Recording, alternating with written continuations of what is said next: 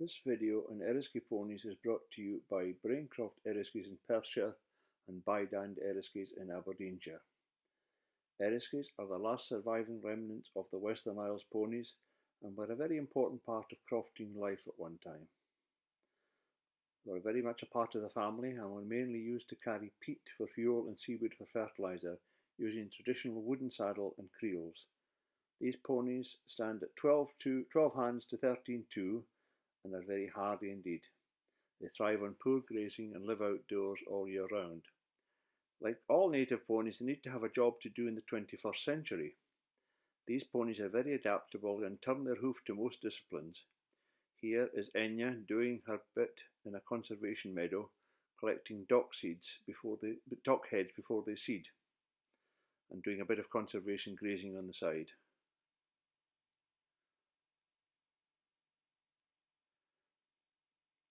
She's wearing a traditional Eriskay saddle and creels, with the coir matting underneath to protect the pony's back.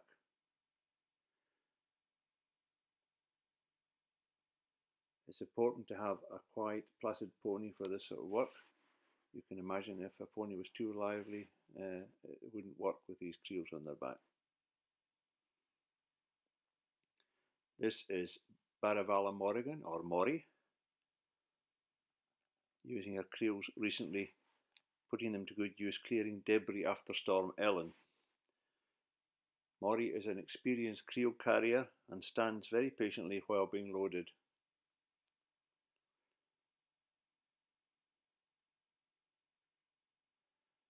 These of course are traditional creels, but one could have a modern adaptation of these for use on small holdings. Having loaded up the creels, it's off to the bonfire with the debris.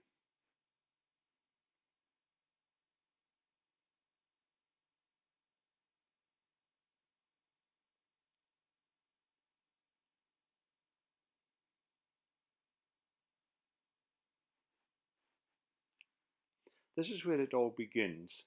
Familiarization and desensitization with foals starts at a very young age. This is Bydand Morven, when she was born in 2019, just 4 days old and struggling to control these legs. I think she reckons she's got too many legs to control all at once, but she's getting the hang of it.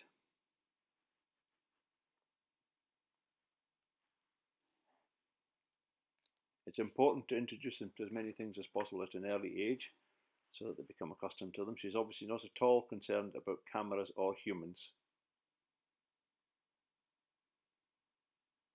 And this is Morven a year later, starting to learn. She's starting to learn to move to pressure, starting to learn about ropes around her, and she's coping pretty well. This is Glenn, who obviously isn't a football fan, but you never know when you might come across it. You often come across children at shows with balls or out on a ride. He's quite unimpressed. Umbrellas are another hazard at shows and can be quite scary, but of course he very quickly got used to it. How often have you seen people at shows walking up to a horse or pony with an umbrella? It can be very scary if you've never seen one before, so it's as well to get them accustomed to it early on. Glenn seems quite unimpressed.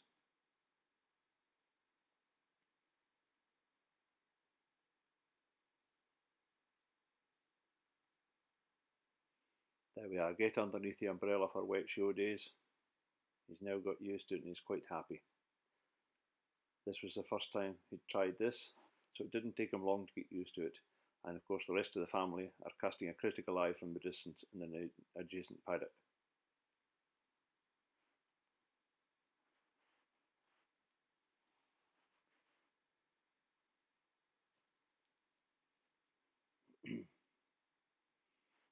An older, steadier pony makes an excellent lead rein pony. This is Mori again, giving young Archie his first ever ride. Again, she's an experienced pony and very quiet, very gentle.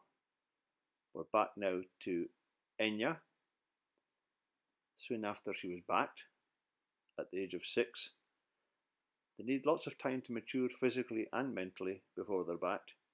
This was probably only her second or third outing after she was backed. She's now 7 and is happy to ride out on her own and has come on a great deal since this video was made. But she has to get used to road work. Not bad for a first time.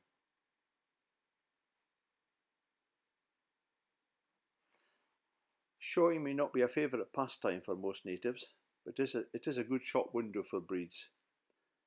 And most natives do scrub up fairly well. These photographs were taken at the Royal Highland Show, and it just shows that they can put on an appearance when they have to.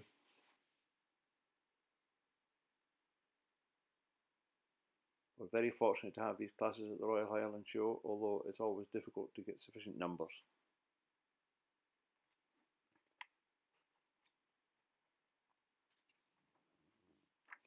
It is important to remember that native ponies benefit from schooling, just as any other equines do. Native ponies might not agree, but you get out what you put in, and they are never too old to learn. This is Thrift on a refresher course recently.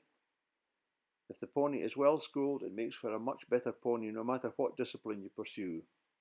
Even just out trekking or hacking, a well schooled pony is a pleasure to ride. So it's important that you keep them on their toes by having regular updates like this.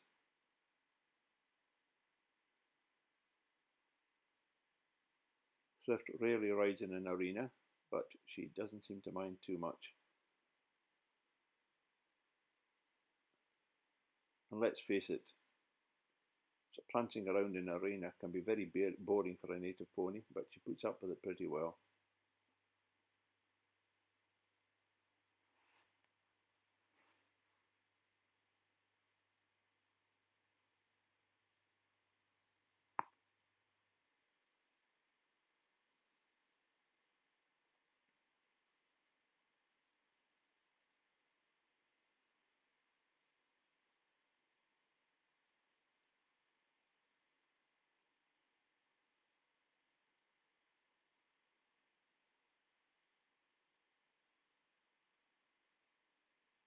Just goes to show that not all natives are plodding ponies.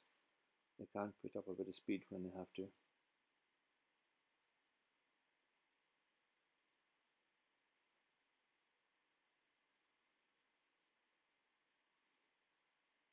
But what Eriskays really enjoy is hacking or trekking out on long rides, and of course planning is all important. There is an annual Eriskay trek in different parts of the country over a weekend in May. Of course, there hasn't been one in 2020 for obvious reasons. They try and cover about 40 miles in the weekend, averaging 20 miles per day. This was at Newton Moor, and this one was in the Angus Glens near Ballintour Castle. This is the ponies at their happiest out in the hills, and here are Mary and Thrift at their happiest heading west in the Perthshire Hills, a happy pony and rider doing what they enjoy most.